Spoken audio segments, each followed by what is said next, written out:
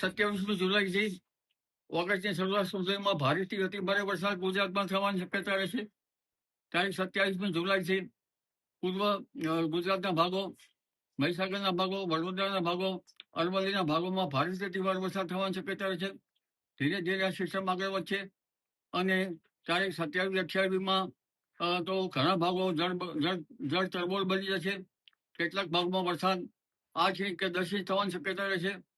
સૌરાષ્ટ્રના ભિન્ન ભિન્ન ભાગોમાં પણ વરસાદ થવાની શક્યતા છે. કેટલાક ભાગોમાં ભારે વરસાદ થવાની શક્યતા રહેશે. હમણાં જ્યાં ભરૂચ અને દક્ષિણ ગુજરાતમાં વરસાદ ઓછો છે ત્યાં પણ થશે. જંબુસર, ભરૂચ તેમજ બોડેલી વગેરે ભાગોમાં વરસાદ થવાની શક્યતા રહેશે. અને આ સિસ્ટમ ધીરે ધીરે આગળ વધતા ઉત્તર ગુજરાતના ભાગો, પૂર્વ ગુજરાતના ભાગો, મધ્ય ગુજરાતના ભાગો, પાટણ મહેસાણાના ભાગો, ઘણા ભાગો વરસાદ થશે. કચ્છના ભાગોમાં પણ ભારે વરસાદ થવાની શક્યતા રહેશે. રાજ્યના ઘણા ભાગો જળ તરબોળ બની જવાની શક્યતા રહેશે. બનાસકાંઠા, ઉત્તર ગુજરાત, મધ્ય ગુજરાત, પૂર્વ ગુજરાત, દક્ષિણ ગુજરાત અને ગુજરાતના અન્ય ભાગો જળ તરબોળ બની જવાની શક્યતા રહેશે.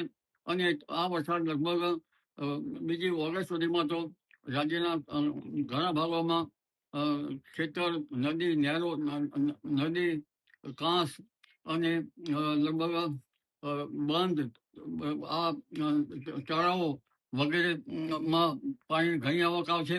નાના તળાવો છલકાઈ જવાની શક્યતા રહેશે. નાળિયા, પાણી, ખેતર જ્યાં જુઓ ત્યાં પાણી જ જણા છે. એટલે આ વહન જબરું છે અને આ વહનના કારણે ભારેથી અતિ ભારે વરસાદ થવાની શક્યતા રહેશે. એટલે નીચાણવાળા ભાગોએ જનજને કાળજી રાખવાની જરૂર રહેશે.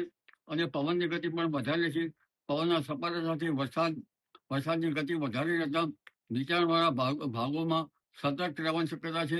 માલધારી પશુપાલકોએ પણ સતર્ક રહેવાની શક્યતા છે. જી.